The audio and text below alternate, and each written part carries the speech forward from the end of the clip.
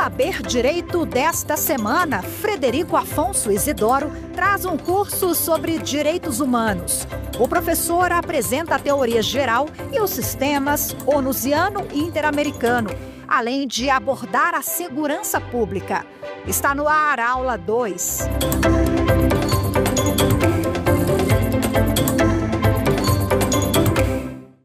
Olá, bem-vindos ao programa Saber Direito da nossa TV Justiça. Eu sou o professor Frederico Afonso e vamos abordar nesta aula o tema de direitos humanos.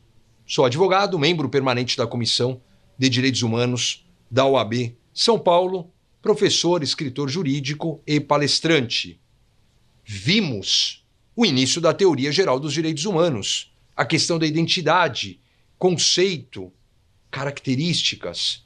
Precisamos então evoluir e dentro da evolução, uma evolução histórica de documentos, de datas, o que é importante. Tudo é importante? Mais ou menos, às vezes não. Então o que eu tenho de fato aqui de corte, de simbologia, o que eu trago como referência, muitas questões estão apenas na sua importância histórica, mas já longe de uma praticidade. Olha só. A evolução histórica ela pode começar antes da Era de Cristo. Eu posso falar lá do Código de Hammurabi, eu posso falar da Lei das 12 Tábuas, da Antígona de Sófocles, aquela peça tão famosa que vai falar da dignidade da pessoa humana e o direito de enterrar uma pessoa. Alguns trazem uma referência até religiosa, invocando a teoria budista, que eu acabei falando quando da inerência nas características. Eu vou começar a partir da premissa da Carta Magna do Rei João Sem Terra de 1215. O que há de importância e o que não há. Não estou aqui menosprezando o período anterior à Carta de 1215. Já trouxe aqui alguns exemplos, mas de uma forma mais prática, mais no dia a dia, né? É importante a gente então trazer dentro a contextualidade prática. Olha só, eu tenho então a Magna Carta do Rei João Sem Terra em 1215. E aí eu tenho um salto de séculos. Eu vou para o Tratado de Paz de Westfália de 1648.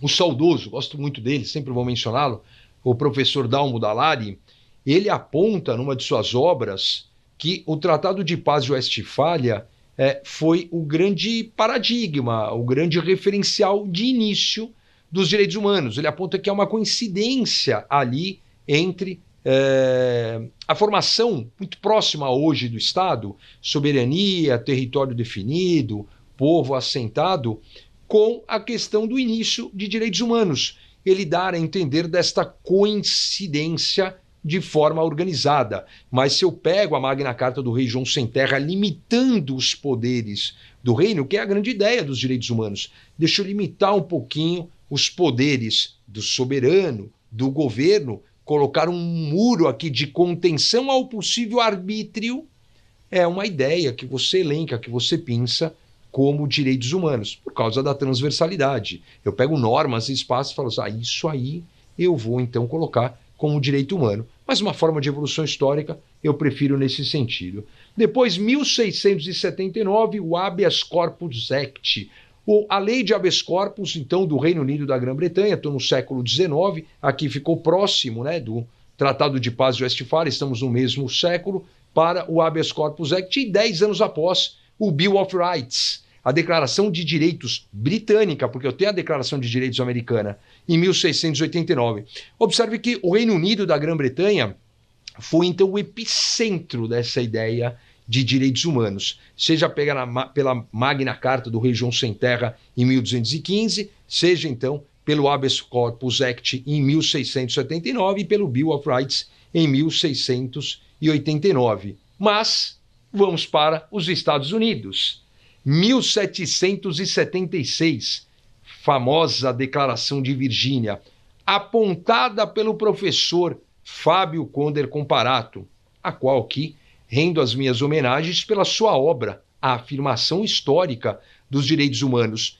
Ele já aponta que a Declaração de Virgínia poderia ser aqui dado como um paradigma inaugural dos direitos humanos. Não é uma ciência exata. Cada qual pode trazer a sua referência. O professor Dalmo Dallari aponta o Tratado de Paz de Westfália. O professor Fábio Conder Comparato, a Declaração de Virgínia. Eu, aqui dentre a minha humildade perante grandes mestres, gosto do próximo documento. A Declaração oriunda da Revolução Francesa. A Declaração dos Direitos do Homem e do Cidadão de 1789, que vai influenciar Norberto Bobbio na questão das gerações de direitos humanos, que vai trazer muitas questões aqui acerca das características. Gosto dos autores, me influenciei por eles, que fazem a divisão assim, antes da Revolução Francesa e depois da Revolução Francesa, eu me rendo a estes. Por quê? Fica uma coisa mais simbólica. A Revolução Francesa aparece. Eu sou professor de cursinho, né? Fui professor de faculdade, sou professor hoje de pós-graduações em vários cursos, mas a minha essência é ser professor de cursinho preparatório. Então a minha visão é, não só na advocacia, óbvio, mas a minha visão é o quê? Eu olho aquilo que já caiu, que pode cair em determinado curso, seja exame de ordem, sejam cursos preparatórios para carreiras jurídicas, carreiras policiais, e como cai direitos humanos em tudo que é prova, em outras eu faço sempre uma análise pormenorizada das questões que caem, principalmente no país, de um modo geral, nos estados, nas capitais. Claro que não dá aqui para eu ter esse alcance de 5.570 municípios, daqueles que fazem concurso, mas os principais que entram no radar, eu acompanho. Então a minha visão é direcionada, né? Isso já apareceu, não apareceu. Não é tão usual a gente falar antes da Revolução Francesa. Então por isso que eu dou esse viés. Gosto, hein? Antes e depois da Revolução Francesa. Dou um salto, então. Saio do século XVIII e vou para o século XX. Vamos falar da Primeira Guerra. Você chegou agora? Estou falando de evolução histórica dos direitos humanos, Guerra Mundial. Não estou confuso. É impressionante como eu preciso ter colapsos na humanidade para produzir justamente os seus remédios. As duas guerras produzem as maiores revoluções e evoluções no sistema de direitos humanos. Não estou falando que eu preciso de mais uma guerra, não é isso. Mas não há coincidência. Eu tenho a Primeira Guerra de 1914 a 1918. E aí o que acontece pós-Primeira Guerra, em 1919, um ano após? O Tratado de Versalhes, que vem produzir a Organização Internacional do Trabalho, que vem criar a Liga ou Sociedade das Nações, que era a ONU da época, um órgão de vocação universal da época. Os maldosos, as pessoas que não estão com bom humor, gostavam de rotulá-la como um clubinho de estados, porque o Congresso norte-americano nunca permitiu a aderência dos Estados Unidos. O Brasil aderiu, a União Soviética por um tempo adentrou, depois teve a retirada, mas teve a sua expressão, a sua importância. E qual era a ideia? Qual era a ideia da Liga das Nações ou Sociedade das Nações? Impedir uma nova guerra. Não é o único objetivo, é a doutrina maldosa, mas o principal objetivo. Ela é criada imediatamente após a Primeira Guerra. Busca-se, então, evitar uma Segunda Guerra. Nem chamávamos de Primeira Guerra, chamávamos de a Grande Guerra para não ter a Segunda. É o que acontece em setembro de 1939. Deflagra a Segunda Guerra. Como é que fica a Sociedade das Nações? Não fica, ficou ali depois sem sentido, como a gente vai ver daqui um pouquinho. E aí então eu começo a Segunda Guerra, de 39 a 45. Durante a Segunda Guerra, sem já qualquer eficácia da Liga das Nações, reúnem-se ali os Estados Unidos da América, reúne-se então a União Soviética e o Reino Unido da Grã-Bretanha, mais ou menos assim, no meio da Segunda Guerra. Estamos falando de personagens aí, Churchill, Roosevelt. Cara, a gente precisa criar um órgão. E o que eu estou falando para vocês, tem relatos disso, interessante para quem gosta um pouco dessa história da construção das Nações Unidas, né? Tem um livro maravilhoso, Brasil, o sexto membro permanente, do Eugênio Vargas. Desculpa, não lembro a editora, que é um diplomata, ele traz os relatos documentais, então é muito legal os bastidores. E eu imagino a reunião mais ou menos assim, ó, a Liga das Nações não tem mais o que fazer, vamos construir um negócio nosso. E os bastidores são esse mesmo, 1942, 1943, a ideia de criar, olha o nome, um Conselho de Segurança, um órgão de segurança, porque eu estou no meio da Segunda Guerra, num conflito em países do eixo e países aliados. Então os três começam a fomentar a necessidade, começa a ter umas divergências, né? Como é que vai ter? Tem que ter um direito a veto, tem que ter algo que a gente é vitalício, a gente depois vai enxergar isso como os membros permanentes do Conselho de Segurança. Mas eu quero ter um voto. Mas eu sou 50 estados dos Estados Unidos. Mas eu sou tantas repúblicas socialistas soviéticas. Mas eu sou o Reino Unido da Grã-Bretanha, todos os países do Commonwealth. Começou aquela divergência, então, para dar um grande erro, na minha opinião, para dar uma segurada na União Soviética, eles tiveram aquela ideia, entre aspas, né, como a gente brinca, de gênio, né? Trouxeram a China. E a China é convidada para participar das conversas. E quando ela é convidada para participar das conversas, a doutrina acabou nomeando o quarteto como os 4 policiais do mundo. Já caiu isso em prova. E quem são os 4 policiais, então? Estados Unidos, China, então numa ordem, Estados Unidos, União Soviética, Reino Unido da Grã-Bretanha e a China.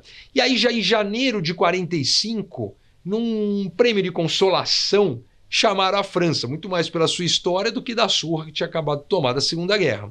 Então eles formam um quinteto base para a construção do que viria a ser a Conferência de São Francisco para criar a Carta da ONU.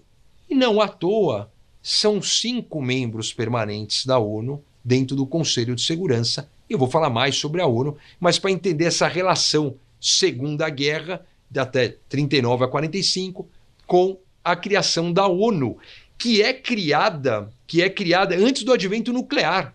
Se eu não me engano, no 6 e 9 de agosto, Hiroshima e Nagasaki, nos primeiros dias de agosto, né? Então a ONU começa a funcionar só em outubro, mas a ONU já tinha promulgado ali, publicado a sua Carta de Constituição, a Carta das Nações Unidas ou Carta de São Francisco. Então olha a referência direta, Liga das Nações, Primeira Guerra Mundial, Nações Unidas, Segunda Guerra Mundial. E aí sim, hein? Os direitos humanos antes e depois das Nações Unidas.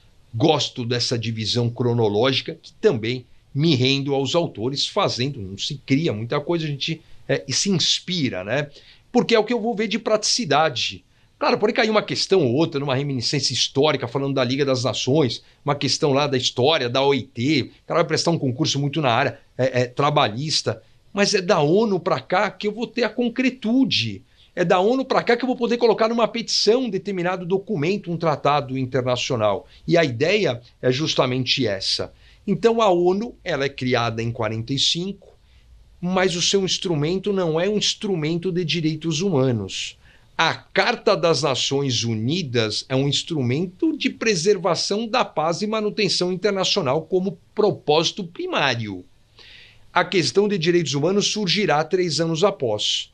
Antes de eu chegar na Declaração Universal, eu vou sair da ONU e vou passar para a criação da Organização dos Estados Americanos. Temos alguns autores que fazem este corte entre o sistema onusiano e outros sistemas, ou seja, exaurindo o sistema onusiano até a chegada de outros sistemas, europeu, interamericano e africano. Não faço assim porque estou mostrando apenas uma cronologia de datas. Quando do estudo, sim, não faço a miscelânea. Vamos estudar agora o sistema onusiano do que interessa, vamos estudar o sistema interamericano. Mas aqui na cronologia eu ficaria numa ida e volta de datas. Não acho isso didático. 1948, 30 de abril de 1948, a Carta de Constituição da Organização dos Estados Americanos. Juntamente com ela, a Declaração Americana dos Direitos e Deveres do Homem. Eu já falo sobre esse homem daqui a pouquinho. Então eu tenho este marco. Foi ou não foi criada aqui o sistema interamericano? Há uma divergência. Quando eu chegar em novembro de 69, eu fecho essa linha de raciocínio. Saio de abril, vou para dezembro de 48, aí sim, a Declaração Universal dos Direitos Humanos. O documento base, aquele que vem pós Segunda Guerra Mundial, o primeiro documento, de fato, de direitos humanos para simbolizar a barbárie da guerra e trazer, talvez de uma forma bem tardia, né, 3 anos após, mas aqui uma solução de direitos humanos, porque a Carta da ONU trouxe uma solução de estabilização. Hoje, para mim, a ONU perde uma força enorme, falarei sobre isso depois, mas ela vem trazer uma carta para tentar estabilizar o ruído deixado pela Segunda Guerra Mundial. Não estou menosprezando aqui, chamando de ruído, né? A fissura, o queloide, a desgraça que foi a Segunda Guerra Mundial, multiplicada por todas as vezes em relação à Primeira Guerra Mundial. Então eu tenho, na evolução cronológica, a Carta da ONU 45, passo por abril de 48 o sistema interamericano com a criação da OEA, mais a Declaração Americana dos Direitos e Deveres do Homem, chego a dezembro, Declaração Universal dos Direitos Humanos. Eu acabei até não falando. A Declaração Universal é de 10 de dezembro. 9 de dezembro, eu tenho uma convenção, a Convenção para a Prevenção e Repressão do Crime de Genocídio. 9 de dezembro, que é uma Assembleia Geral, estava todo mundo reunido, eu já fui publicando ali. 10 de dezembro, a Declaração Universal. Vou para 1951, Convenção relativa ao Estatuto dos Refugiados. Mas já estudava refugiados? O grande problema dos refugiados vem das guerras. É justamente aí que colapsa daquela tríplice vertente, né? Direitos humanos, direito humanitário, o estudo dos direitos humanos na guerra e a consequência dos direitos dos refugiados. Então, a Convenção Internacional relativa aos refugiados de 1951 vem com uma consequência primária, obviamente, da Segunda Guerra Mundial. Depois, 1961, eu estou trazendo aqui os principais. Aí, professor, eu achei aqui um tratado, são dezenas e dezenas de tratados, trago aqui dentro da nossa necessidade, prática e importância. 1961, a Convenção sobre a Eliminação da Exigência de Legalização de Documentos Públicos Estrangeiros. 1965, extremamente importante, estudada sempre, Convenção sobre a Eliminação de todas as formas de discriminação racial. E aí a gente chega naquela divergência que eu comentei na aula passada, dos direitos civis e políticos, dos direitos econômicos, sociais e culturais. Os direitos humanos foram tomados de assalto pela esquerda. É aqui, na questão dos pactos internacionais sobre os direitos civis, políticos, econômicos, sociais e culturais. 2 pactos, de 16 de dezembro de 1966. Professor, eu estou anotando aqui, peraí, professor, o senhor falou que os direitos humanos são indivisíveis. Houve uma divisão? Não houve uma divisão. Eles são oriundos da mesma resolução, da mesma data, entram em vigor internacional, não na mesma data, mas no mesmo ano, se não me engano, 1978.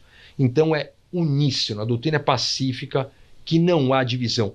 Houve ali um ajustamento, entrarei em detalhes quando estudarmos o tema, do bloco americano com o bloco soviético, estou pós-Segunda Guerra Mundial, no ápice da Guerra Fria, então houve essa questão. E aí o que acontece? O bloco americano ficou muito pró-direitos civis e políticos e acabou deixando os desques, que viram descas, de lado. E o bloco soviético também deixou de lado os direitos civis, e deixaram de lado, né? Porque é a União das Repúblicas.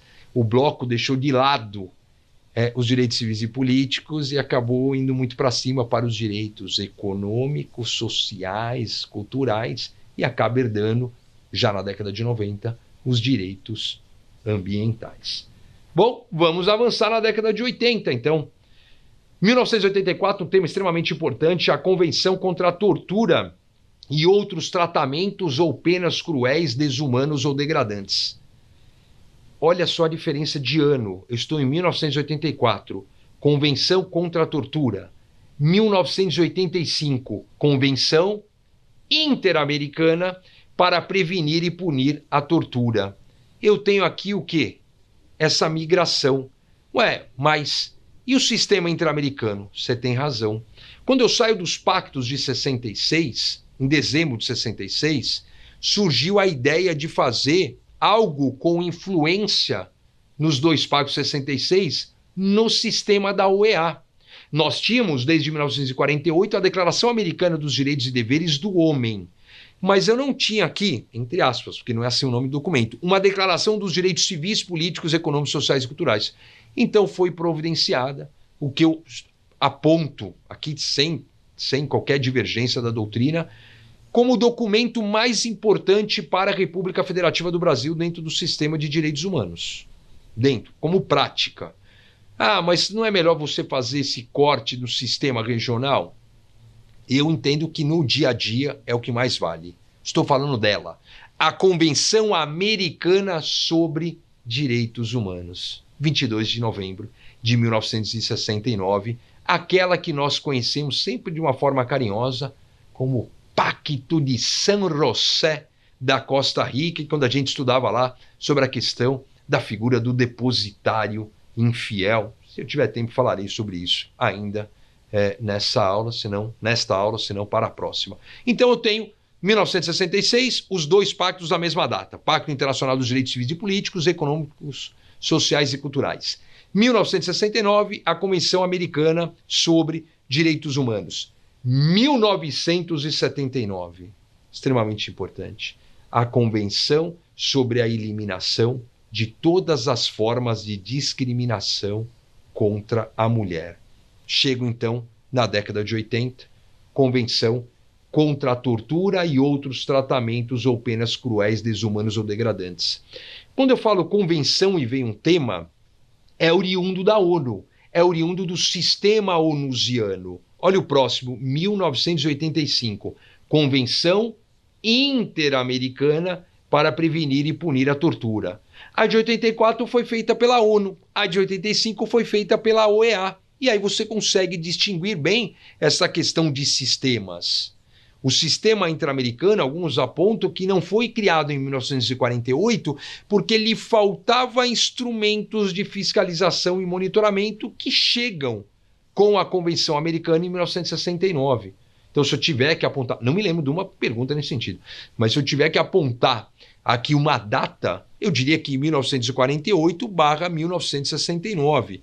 Aí, em 1950 eu tenho a Convenção Europeia de Direitos Humanos. Em 1981 eu tenho a Convenção Africana de Direitos Humanos, que eu acabo não estudando aqui, né? Porque eu fico mais voltado para o sistema interamericano. Então, a Convenção da Tortura, onusiana interamericana. Depois, em 1988, um protocolo adicional à Convenção Americana sobre Direitos Humanos, que a gente chama de Protocolo São Salvador, 1989. Falei dela já, hein? Convenção Internacional dos Direitos da Criança, a convenção que tem o maior número de aderentes no mundo.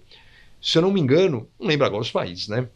Você tem aderência de países fora do sistema onusiano. Nós temos 193 países no sistema onusiano. E você tem pouco mais de 200 países no mundo, né? Então tem vários países que não fazem parte do sistema onusiano. Então alguns desses países aderiram de uma forma, entre aspas, autônoma à Convenção sobre os Direitos da Criança. 1989, a gente tem a questão de protocolos adicionais ao Pacto Internacional. É um protocolo importante.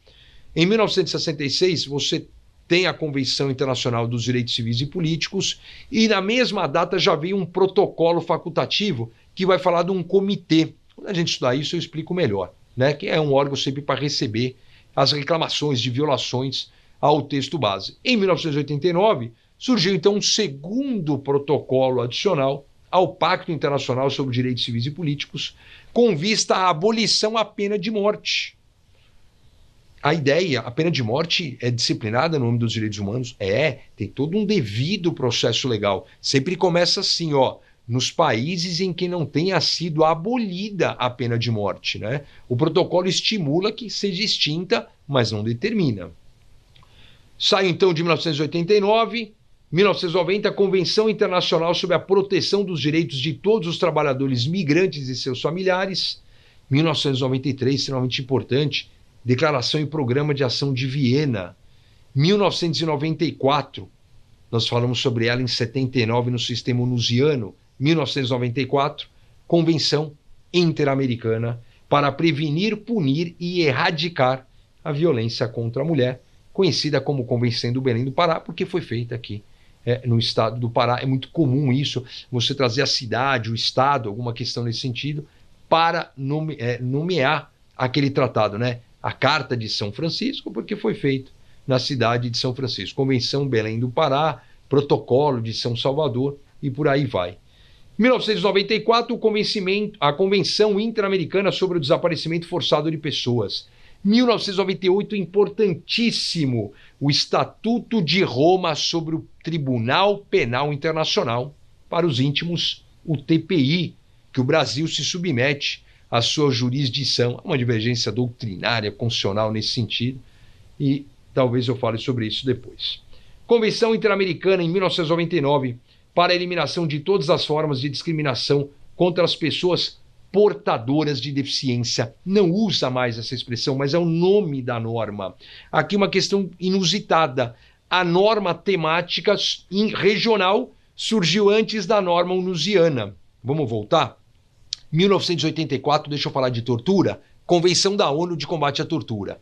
1985, Convenção Interamericana de Combate à Tortura. É o usual. Faz a norma maior, depois eu trago para a regionalidade.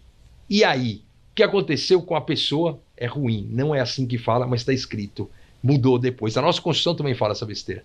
Pessoa portadora de deficiência. Ela surge aqui em 1999 e só em 2007 vai chegar a Convenção da ONU. E é um documento que eu já vou trazer aqui as suas características, já na evolução histórica, extremamente importante. Então aqui eu tive não é essa regra que tem que chegar primeiro, né? Tem que chegar alguém, o que não pode é não ter nenhuma norma nesse sentido, né? Então a gente tem 1999 sobre o tema das pessoas com deficiência no sistema interamericano, e aí, de uma forma bem mais moderna, quase 10 anos após, em 2007, nós temos a Convenção Nacional sobre o tema.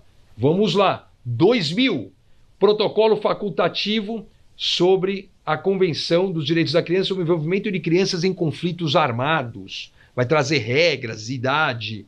Protocolo Facultativo também em 2000, tudo na mesma data, para a Convenção sobre os Direitos da Criança relativa à venda de crianças, prostituição e pornografias infantis. E, por fim, o último protocolo facultativo sobre o tema, Protocolo Facultativo à Convenção contra a Tortura e outros tratamentos, esse de 2002, ou penas cruéis, desumanos ou degradantes, tá? Porque a gente já tem lá a Convenção de 1984.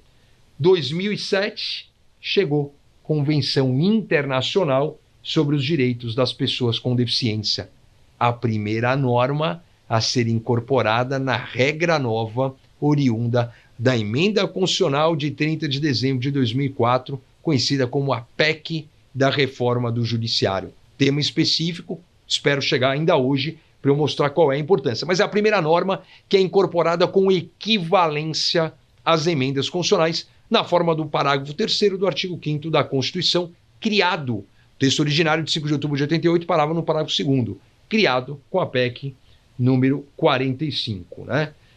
Depois, o próprio protocolo facultativo no mesmo 2007, a Convenção Internacional sobre os Direitos das Pessoas com Deficiência. 2008, o protocolo facultativo ao Pacto Internacional dos Direitos Econômicos, Sociais e Culturais, olha como demorou, né? Ele que é de 1966. A Convenção Interamericana contra o Racismo, a Discriminação Racial e Formas Correlatas de Intolerância, que é de 2013 e foi recentemente incorporada à legislação brasileira agora no início de 2022. É recente, faz alguns anos, mas é recente, tá? Então, quais são os destaques na evolução histórica aqui dos direitos humanos? Primeiro, a Guerra Mundial de 14 a 18. Segundo, a criação da OIT e a criação da Sociedade das Nações, em 1919. A Liga das Nações e a Sociedade das Nações só começa a funcionar em 1920. Depois, a Segunda Guerra, né? Se não é uma evolução histórica dos direitos humanos, é causa e efeito. Então, de 39 e 45, a Segunda Grande Guerra, a Segunda Guerra Mundial, e em 1945, a criação da ONU. 1948, a criação da OEA. 1948, a Declaração Universal dos Direitos Humanos. A Declaração Americana sobre os Direitos do Homem não é tão estudada, puxada, várias obras sequer a mencionam, né? E aí nessa questão de regionalidade, 48/69, o Sistema Interamericano de Direitos Humanos, 1950, a Convenção Europeia de Direitos Humanos e 1981, a Carta Africana dos Direitos Humanos, né, e dos direitos dos povos, tá? Extremamente importante. E nessa regra nova de incorporação, o que a gente tem com equivalência? Pouquíssimos tratados. Em 2007, esta Convenção Internacional dos Direitos das Pessoas com Deficiência, que é incorporado no ciclo completo, eu vou explicar isso daqui a pouco, em 2009, seu protocolo facultativo vem junto também em 2009, né? O Tratado de Marrakech, que é de 2013 e é incorporado em 2018, e a Convenção Interamericana, acabei de falar dela, de 2013, ela é incorporada em 2022. E assim eu fecho a evolução histórica dos direitos humanos. E vamos, sem delongas, aos sistemas de direitos humanos. Já falei bastante, mas só para deixar uma questão aqui balizada. Não há hierarquia entre os sistemas. O sistema onusiano, tudo que vem da ONU, sistema internacional, sistema global, sistema universal. Já os sistemas regionais, eu vou fazer um recorte de acordo com aquela regionalidade. Então, de acordo com a necessidade do sistema europeu, o sistema africano é o mais moderno, né? E o sistema interamericano 48/69. Não há hierarquia. E eu não posso, se não há hierarquia, eu não posso recorrer de um para outro. Exemplo, desculpa aqui o termo, bizonho da minha parte. Há uma demanda seguindo as regras de acessibilidade no contencioso internacional, no sistema regional interamericano, por exemplo, tramitando na Comissão Interamericana. E que não deu razão lá ao pleito. Mostrou-se alguma violação de uma norma prevista aí na OEA tal, e viu que não deu razão. Não existe eu recorrer para a ONU e não existe eu disparar, porque vai dar litispendência se eu disparar para todos os sistemas. Mando para um comitê internacional, mando para uma comissão, mando para outro. O que der para mim, melhor eu pego. Daí uma insegurança jurídica internacional absurda. Não tem como, né? Aquele que receber vai ser ali e acabou. Eu não tenho a possibilidade. Eu perdi, vou esperar um pouquinho, vou ficar quieto aqui. Não tem isso. Já deu ali, depois vai querer da mesma causa. Não vai receber, não vai tomar conhecimento. Tem controle. Felizmente tem controle sobre isso, né? Então os sistemas, a questão interessante é justamente essa. Alguns gostam de mencionar, falam assim, professor, estamos aí olhando, mas... E o povo árabe, professor? Falou no sistema europeu, interamericano, africano. E o povo da Ásia? E o povo árabe? Olha, boa pergunta. Há uma Carta Árabe de Direitos Humanos de 1994 e ela teve uma alteração em 2004, mas as Nações Unidas não reconheceram como um sistema de direitos humanos.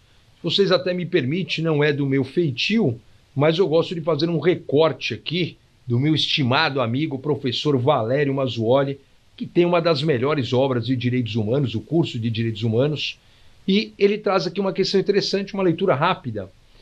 Os 3 sistemas regionais acima estudados, o europeu, o interamericano e o africano, são dotados de instrumento de proteção e de mecanismos de monitoramento. Por exemplo, no sistema interamericano a gente tem a comissão e a corte, em cujo ápice há tribunais regionais com capacidade para condenar estados por violações de direitos humanos, ainda não efetivamente presentes em outros contextos regionais, em especial no mundo árabe e no continente asiático.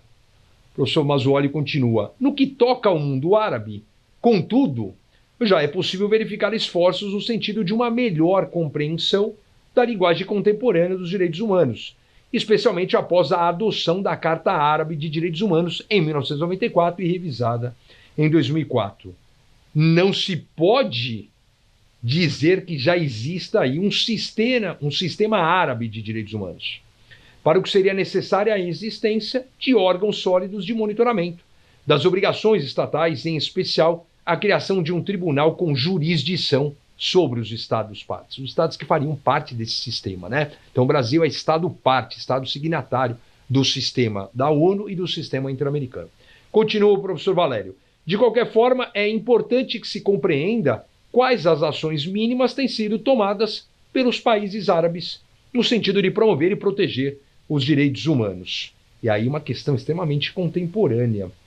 A carta já foi também criticada pela então alta comissária das Nações Unidas para os Direitos Humanos, a Louise Arbour, por equiparar o sionismo ao racismo, em desconformidade com uma resolução da Assembleia Geral da própria ONU, a 46/86, que rejeita, tema extremamente atual, que rejeita que seja o sionismo uma forma de racismo e de discriminação racial. E ele conclui que nenhum órgão de proteção e monitoramento dos direitos humanos no mundo árabe foi criado até o presente momento.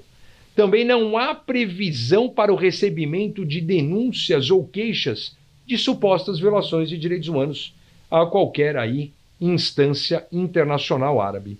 A Carta Árabe prevê, no entanto, a possibilidade de estabelecimento de um comitê árabe em matéria de direitos humanos. É isso. E eu fecho o corte sobre o sistema de direitos humanos.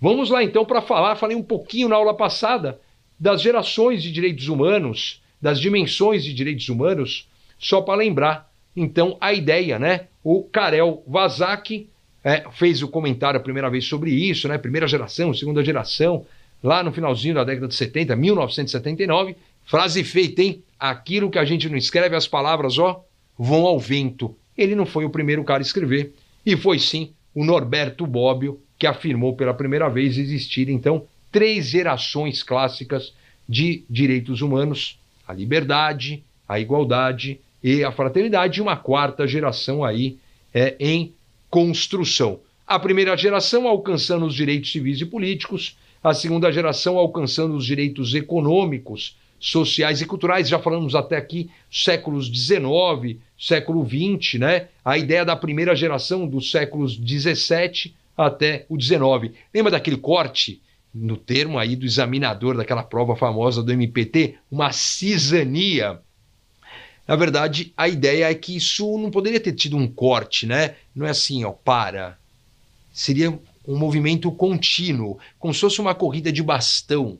Pega o bastão correndo e vai. Essa ideia dimensional da coisa, que não teria essa pausa, seria contínuo. E eu, de todo o coração, eu acho isso uma perfumaria, mas aquela velha história, se cai, se aparece numa prova, deixa de ser perfumaria, uma necessidade entre o cara acertar ou não, passar ou não, né? E a terceira geração, então, os direitos de solidariedade ou coletivos, já no século XX, né? O Adilâmego Bulus fala numa sua obra de direito constitucional de uma 4ª geração. Bobbio falou de uma 4ª geração do engenharia genética, do biodireito, dessa questão. E você começa a ter uma divergência, por isso que eu sou temeroso de você afrontar o clássico. Não estou falando que é imutável, né? Mas eu tenho a necessidade de você fazer esse confronto. Então, o autor ele trouxe aqui numa 4ª geração, né? Seria correspondente ao direito dos povos. Paulo Bonavides, constitucionalista, ele fala numa 5ª geração, o direito à paz, direito de 5ª geração, sua trasladação da 3ª para a 5ª geração de direitos fundamentais. Eu falo muito assim, peguei minha malinha aqui, o direito da paz, estou saindo da 3ª geração e estou indo para a 5ª geração ou dimensão, né? Enfim, o Bulus fala também numa 6ª dimensão. Afirma-se agora a existência de uma 6ª dimensão de direitos fundamentais. Mas não está falando então de dimensão de direitos humanos. Vou fazer esse recorte.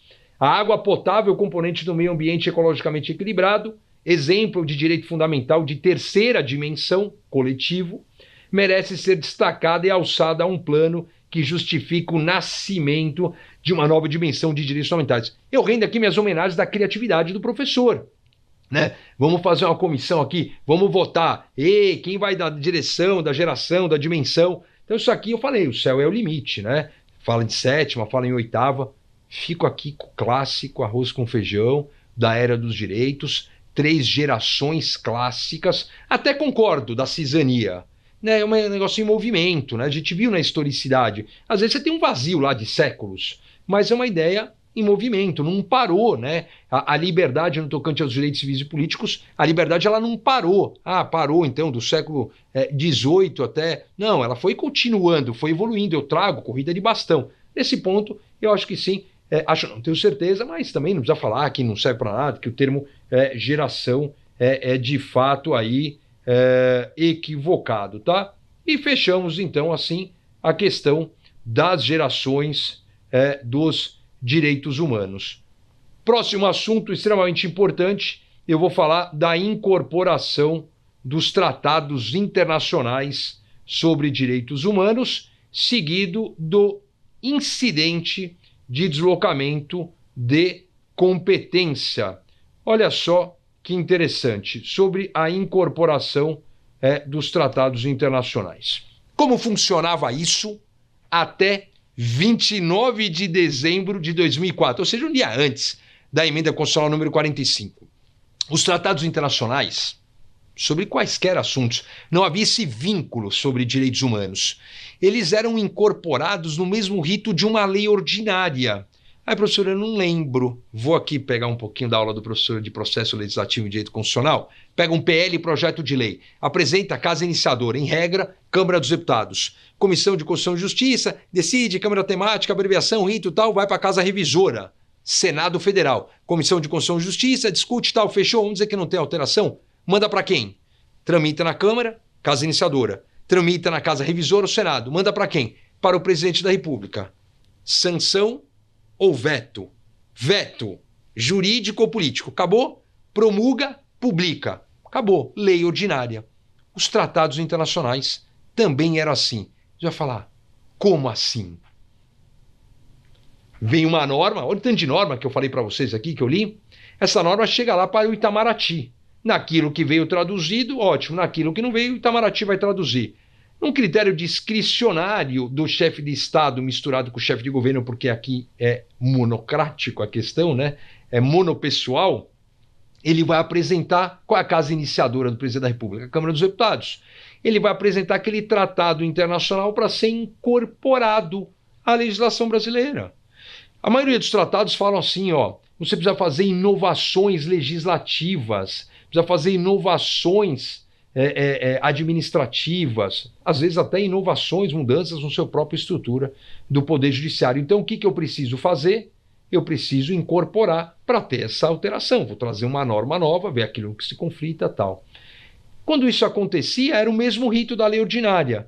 Qual a natureza jurídica de um tratado internacional que foi incorporado, vou chamar na regra antiga? De lei ordinária. Ah, mas espera aí, agora eu estou confuso, porque você leu, você falou na primeira aula que tem a prevalência dos direitos humanos. Concordo.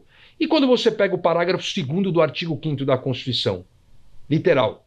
Os direitos e garantias expressos nesta Constituição não excluem outros decorrentes do regime e dos princípios por ela adotados, ou dos tratados internacionais em que a República Federativa do Brasil seja parte. Está dizendo o seguinte, peraí. Dos tratados internacionais, quaisquer assuntos, que a República Federativa seja parte. Está no artigo 5º, está falando que isso aí é direito individual e coletivo. Eu posso falar aqui no bloco de constitucionalidade, eu estou hierarquizando. Mas o Supremo Tribunal Federal, até então, nunca enxergou dessa forma. Norma infraconstitucional, natureza de lei ordinária. Mas, 30 de dezembro de 2004, chega ela. A reforma do Judiciário alterando a Constituição, criando várias questões novas, por óbvio, dentre delas, o parágrafo 3º do artigo 5º, copiando o parágrafo 2º do artigo 60 da mesma Constituição. Pegou a regra, o constituinte derivado reformador, pegou a regra do constituinte originário na regra de alteração da proposta de emenda à Constituição. Vou aqui. Em cada casa do Congresso Nacional, 2 turnos de votação com a exigência de 3/5 maioria qualificada dos seus membros. Peguei a regra da PEC e trouxe para os tratados internacionais sobre direitos humanos. Cria-se o parágrafo 3º com esta redação. Os tratados e convenções internacionais sobre direitos humanos. Falha de redação legislativa. Não são apenas os tratados e convenções, são todos os documentos. Poderia ser um protocolo, um pacto. Os tratados e convenções internacionais sobre direitos humanos que forem. Quer dizer que é uma regra nova que não é obrigada. Pode ser que você siga a regra antiga. Isso é o presidente da República e o presidente da Câmara dos Deputados que vai balizar se nada veio escrito. Usualmente o presidente da República, na mensagem, ele pede o rito. Que forem aprovados em cada casa do Congresso Nacional em 2 turnos por 3/5 dos votos dos respectivos membros serão equivalentes às emendas constitucionais. Não serão emendas constitucionais de ordem, serão equivalentes. Então o que aconteceu? Eu criei aqui uma hierarquia. O senhor falou que não tem hierarquia nos direitos humanos, não tem hierarquia entre eles. Eu evoluí na pirâmide das normas. Os tratados internacionais que até 30 de dezembro de 2004 eram incorporados, quando incorporados, que também não é obrigado, é um critério discricionário, eram incorporados com natureza de lei ordinária. Agora eles o são nesse rito, com equivalência às emendas constitucionais. Lembra a pirâmide de Hans Kelsen? Quem está no ápice? A Constituição Federal reinando, soberana, sozinha, não está mais. Ela tem ao seu lado vários tratados internacionais sobre direitos humanos. E como ela é cheio de questõezinhas pessoais, é melhor a gente criar, olha que louco, uma outra pirâmide. Hoje eu enxergo 2 pirâmides.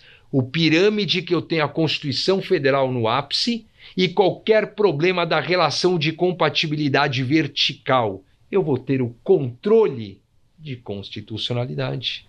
E na pirâmide vizinha, eu tenho os tratados internacionais que foram incorporados, todos, eu vou explicar o porquê de todos, ou no ápice, ou numa posição que eu vou chamar de sobrelógia, que é chamada pelo Supremo Tribunal Federal de supralegalidade.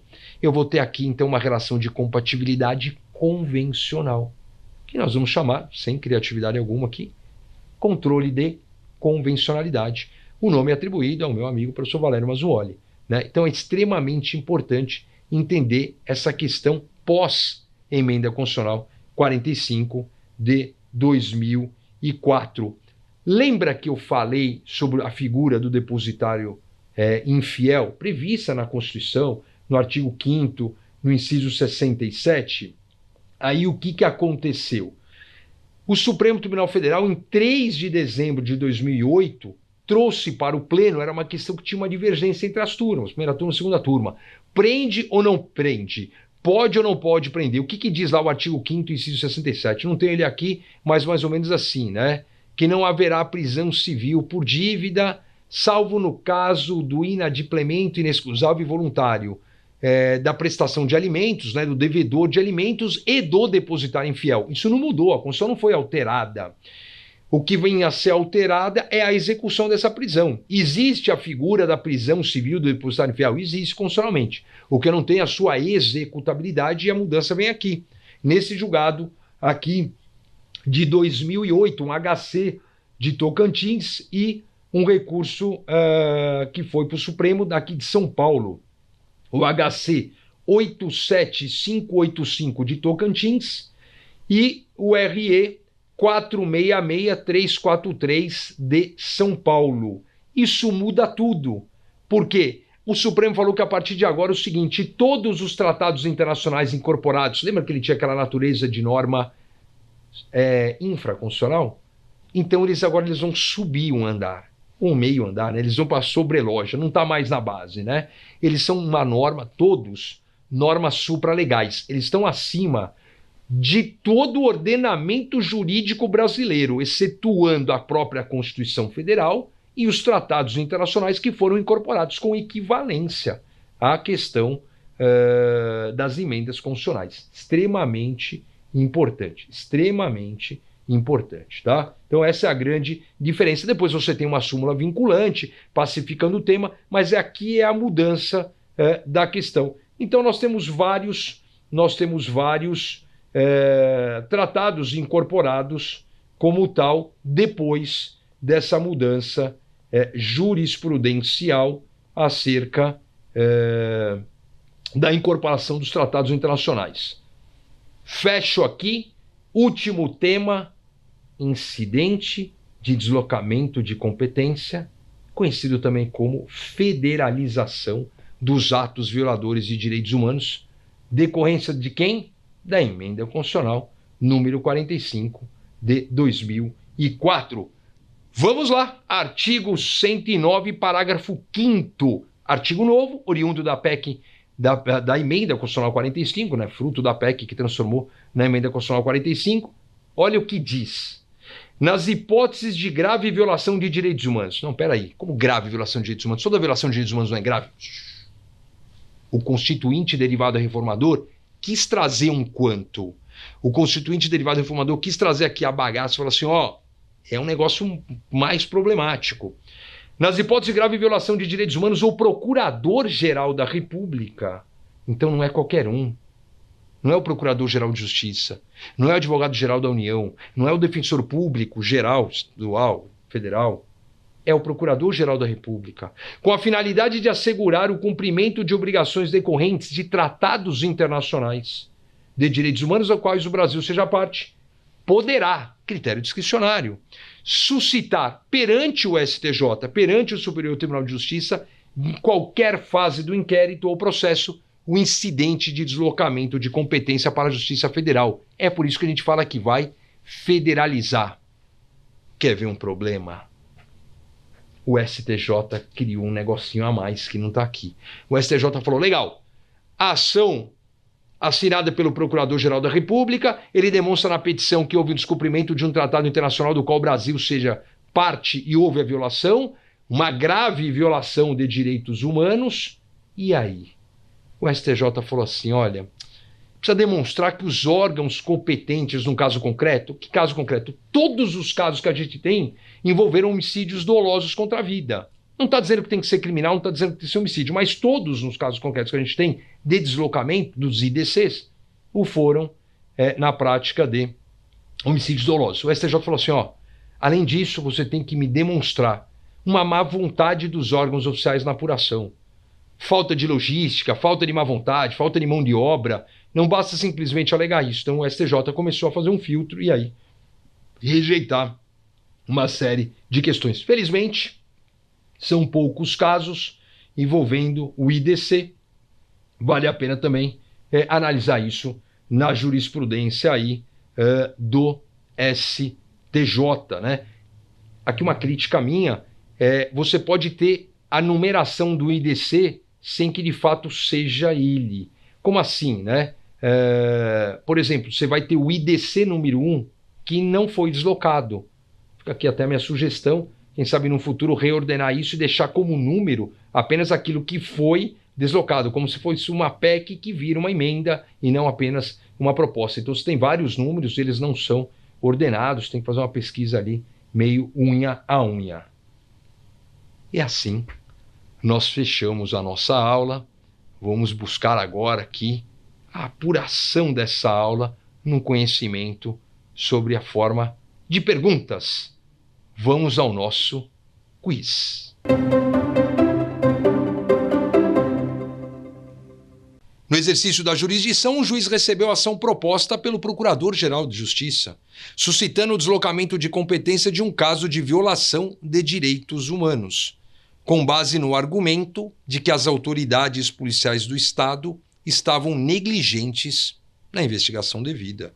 Com base no que determina a Constituição Federal, cabe ao juiz, letra A, julgar procedente o pedido, uma vez que se trata de violação de direitos humanos. Letra B, determinar que a autoridade policial responsável seja ouvida para avaliar se houve ou não negligência no caso concreto. Letra C, julgar improcedente o pedido, pois não basta haver violação dos direitos humanos, é necessário que seja grave a violação. E a letra D, considerar inepta a petição inicial, pois foi proposta por parte ilegítima perante um juízo que não possui competência sobre a matéria. É ela, resposta letra D.